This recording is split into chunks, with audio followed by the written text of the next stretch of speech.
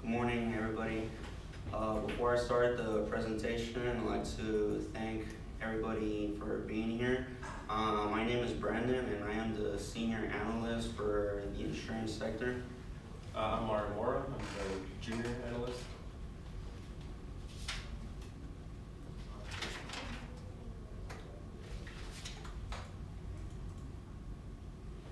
All right. So we're going to be presenting a model today, and it's mostly based on the Russell 3000 index. Is where we pulled up all the equities. Most of those equities are from the property and casualty sub-industry. However, we do have a few multi-line and also reinsurance as well, and altogether they add to about 60 equities in total. So before we present the regression graph, we're going to go ahead and show the model that we based our recommendations. So we made a 5-year span of historical values. One of those were based on total net premiums earned. We figured that was important to add to the model because since net premiums equal, we need those to pretty much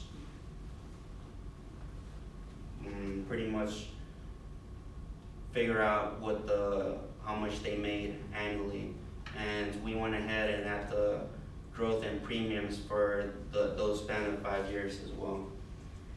We also went ahead and added the gross investment yield, which is annually as well, mainly to figure out what the volatility was based on all of those 5 years. And as you can see, most of them are pretty spread out, rangely. We went ahead and also added the combined ratio, also annually, in order to find the volatility of it.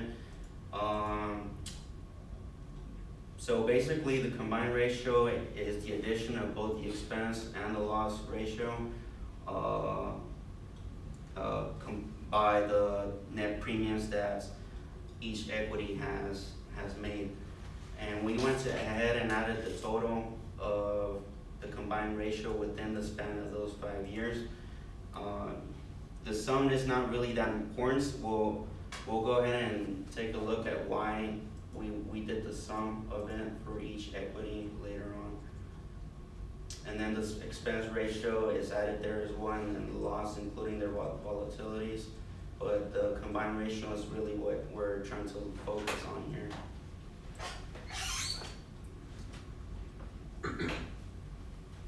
And then we went also ahead and added the operating income to net premiums earned to look at what they made based on what they made on their income compared to their net premiums annually, so we can get the sum of that margin for all equities as well. So one of the most important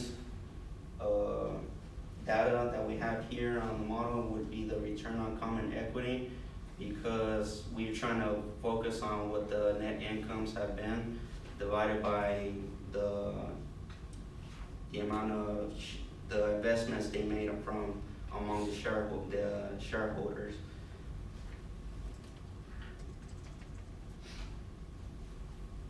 And then we figured the return on tangible assets is also important because we want to figure out what their physical assets are in case there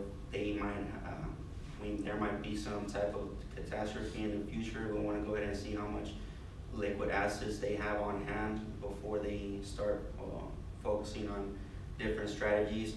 And we also went ahead and added their equity securities as well and below investment grade and also investment grade.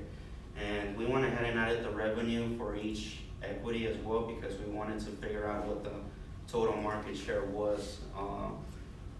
We went off of it based on the index for all equities to make sure that it's it gauges the right percentage for both, for all equities. And this is the total for the industry. And these are the current values that we added from the Bloomberg terminal as well that are also important. The current market cap, operating return on investment capital, and ROIC. They're both they're just differently based depending on one. I think this one's actually ranged by 12 months, and this one is more annual based. And here's our other current ones, current investment grades as well. So we'll go ahead and look at the rankings.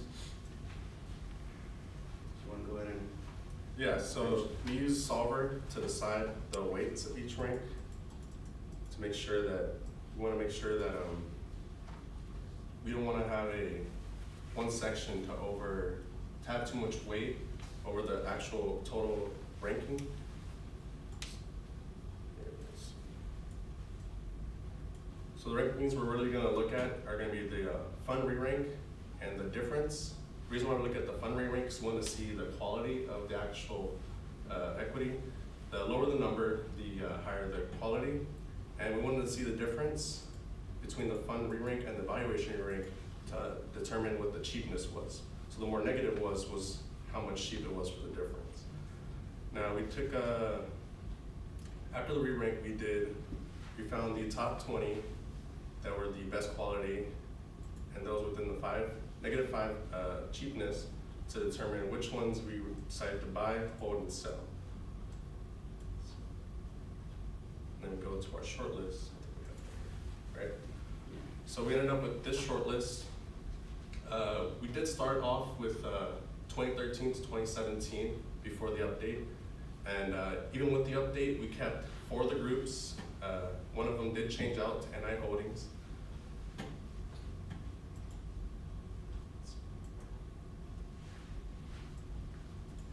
So here we decided to determine which companies we ended up picking. We looked at the 3-month volatility, the credit rating, the quality and the cheapness, and the current expense ratio.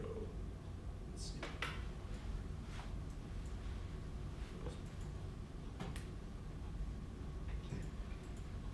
So also to determine what we decided to choose was look at the R squared against the S&P 500. You do notice that First American has the highest R squared, but that's only because they only have information or historical data up until 2010, so they haven't really gone through a crisis. That's why they have a higher R squared. Chubb and Travelers are the ones that we did decide to pick because they do have a good R squared, as well as the other factors we decided to look at. Also, NI Holding seems to have a really low R squared, even though it has information going up to 2017 for some reason. And we'll talk about Right, so here's the regression graph. It's kind of hard to see here, but Can you go into presentation mode, maybe? Click on the button down at the bottom right. first. Or, yeah, there. all right. If we can take a look here, here's our 5 equities that we received from that short list, and we'll explain why we decided to choose these 3 in a bit. But the regression total for the all rankings turned out to be 71%, which is a good regression. We used to be around the high 60s range. However, most of the outliers that caused that regression to be lower were on this area right over here. We figured since they were very low quality and too cheap, it would be okay to take them out. And so we could have went ahead and added a higher regression, but we don't want to take away any outliers from this side, which is higher quality based equity.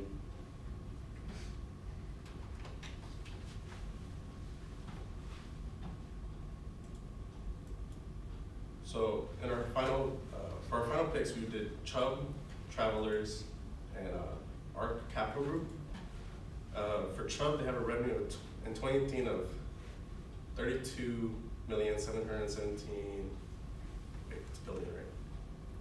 Yeah, 32,717,192,000. Their market share against the rest of the group was 9.16. I was looking at an article earlier this morning showing that there's a bunch of growth in the holdings within the last half of last year as well as this quarter. Some of the big ones that are doing that are Bank of America, Oregon Retirement Fund, retirement funds, as well as Wells Fargo. The primary concentrations are workers' comp, automobile, inland marine, and aerospace products. Chubb has been gaining distribution agreements. They're selling additional coverages. They're increasing partnerships in Southeast Asia for the future. They plan to lock in market through broker channeling. They believe that their success comes from diverse and military hiring practices. Opportunities in developing they're looking for opportunities in developing markets. Here we have Travelers. They have 30,666,999,808. Their overall market share against the rest was 8.58. They primarily focus on PNC. They do wish to continue to expand their presence across the United States. They want to create more policies that have more coverages and reevaluate their current ones. And the other one we decided to look at was ARC Capital Group. Their revenue was $5,450,567,880. Theirs market share was 1.58 against the others. They have more of a diverse concentration than mortgage, professional lines, Travelers. They have all of it, I think most of it except for life, as I can see. Let's see. They do want to increase their mortgage platform, as well as focus on expanding to Hong Kong, Asia, and Australia. They want to make the portfolio more diverse. And change types of loans over time and requirements, as well as expansion of underwriting guidelines. All right, so we want to go ahead and decided to pull in more data so we wanted to go ahead and compare the buy list the prospective buy list that we received and look at all 5 equities that we got from the model. And by looking here, we can see that first of all, we went ahead and compared those equities with the proper index, which is property and casualty based. It's called KBW. And the furthest we went ahead on that index for the data analysis, we managed to be able to go all the way back into 2000, and we got their end of day closings, and also from there we were able to get their percentage returns. So there was only 3 equities that were able to go as far back as that date. However, we still went ahead and added the other 2 that we were still on the fence. And one of them managed to go all the way back until they started at 2010. And the other one is way too recent, I would say about 2 years ago. But we still feel that it's valuable data that we can analyze.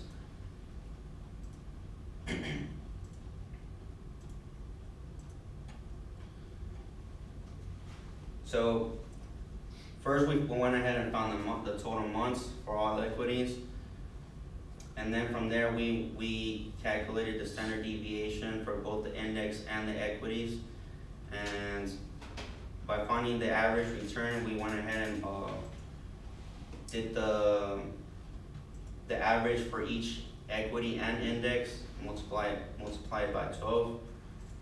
And we went ahead and find the geometric average return as well. And we went ahead and did it a different approach. So by looking at the analyzed returns over here, we can see that it's not much of a difference except for maybe travelers a little bit, but we can definitely see some difference on this equity on the very end. And we went ahead and also calculated the alpha as well, including the Jensen's alpha. And we can see that the first equities would perform a bit better on the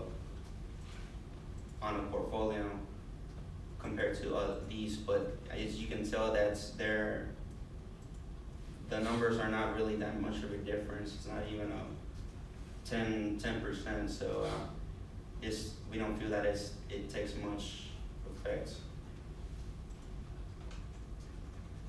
And we went ahead and take a look at Jensen's alpha as well. We can see here that ACGL did much better than the rest. And for the tracking error, they all were about the same range.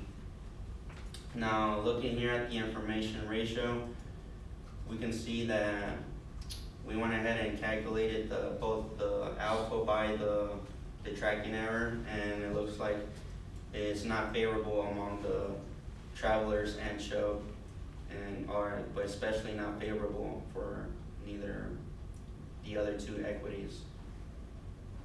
And we went ahead and calculated the batting average from the index compared to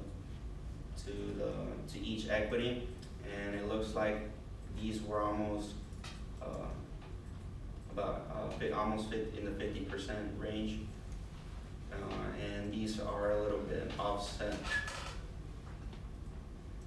And then the upside and downside catcher, and it just tells us how much it outperformed and underperformed based on compared to the index. And we can see here at the Sharpe ratio, it turns out that Chubb, Travelers, and Art Capital had really good Sharpe ratios. And we went ahead and we found it based on the risk-free rate. In order to find the risk-free rate, we went ahead and pulled data in from the Federal Reserve website, and we all the way back into the same date as the index, and the index is as far as it would go back to. And then from all the data that we currently have, we were able to figure out the market risk premium for each equity, and we can see that this one NODK it would be pretty risky to invest in. And we also went ahead and included beta as well for all equities, and we can see that it doesn't favor as well. It's not a very good correlation with our capital with the index, and mostly because we think that it might be because since they're kind of diversifying their portfolio, that has to have some effect to it. And we can see that Chubb and Travelers are holding ground. So, but we should keep in mind that since beta only measures systematic risk and not the risk that the companies undertake themselves.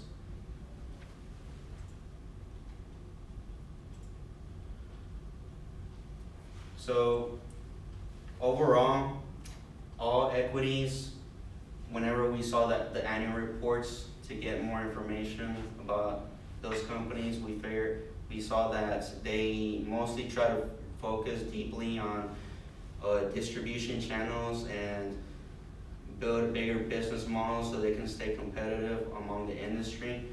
Because once they have their foot in the door, they have easier access to the customers that they already have, and they can build other pools with those same customers and keep their market share huge. And we realized as well that they have reinsurance partnerships as well, because they also write policies that can be pretty risky, especially sometimes they're not aware that they might have not estimated it right, and they could incur a loss that would affect their expense ratio. There's also the Federal Insurance Office is something those equities have to work with every now and then, because they seem to change their regulations, and those equities have to adjust to those new rules, and it makes it harder for them to meet their goals. And they're also having issues within the court system, and it can come from many angles. There could be lawyers that are advertising customers to get more than what those customers wrote on their policy, and it's just different factors as well. But overall, this tends to affect every insurance company, not just the equities that we picked.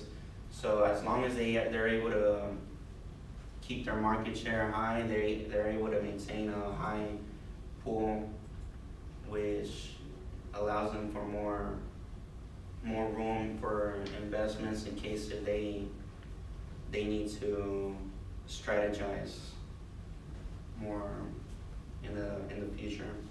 And out of all these three equities, the one that we would have to keep an eye on the most would probably be the Arch Capital, because they're the least, they have the lowest stock price, and that's most likely because they looks like they were one of the newer equities, and they need to go ahead and make diversify their portfolio.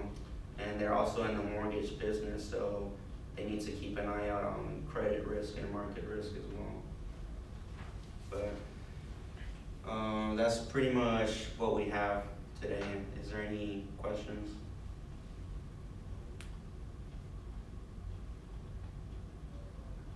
So after you did all this work, which company, and correct me if I just misheard you, is the one that you would be most wanting to invest in Arch Capital, or those three? Is there a leader? How did you make a decision on that? Right. So from what we saw, Arch Capital would tend to have the most risk overall. So it was hard to see between Chubb and Travelers. They both have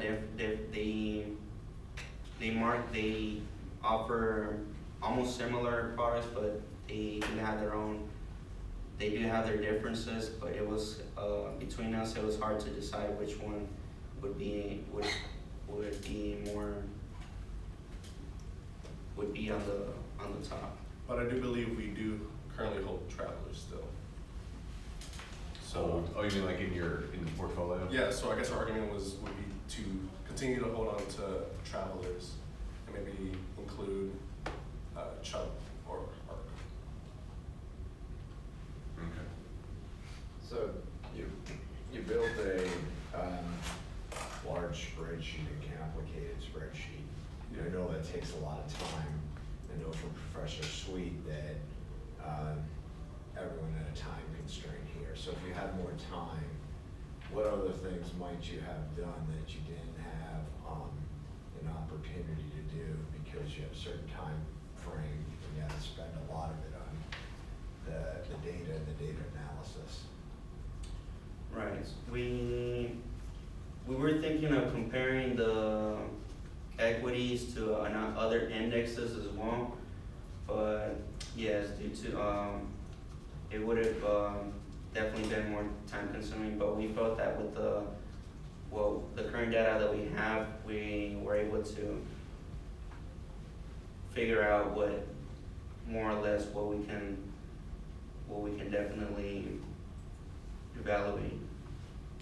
I'll also say maybe compare the equities against the S&P and also the VIX, since the VIX gives us the next 30-day volatility, so kind of get a better idea of see how well that can actually predict the next 30 days with those equities. And also maybe look at their reports and read how they do their risk management, because that's a very important thing, how they run their risk, because if they don't know how to manage, if they're not hedging certain risks, they can definitely go under within seconds, if they get too exposed to one.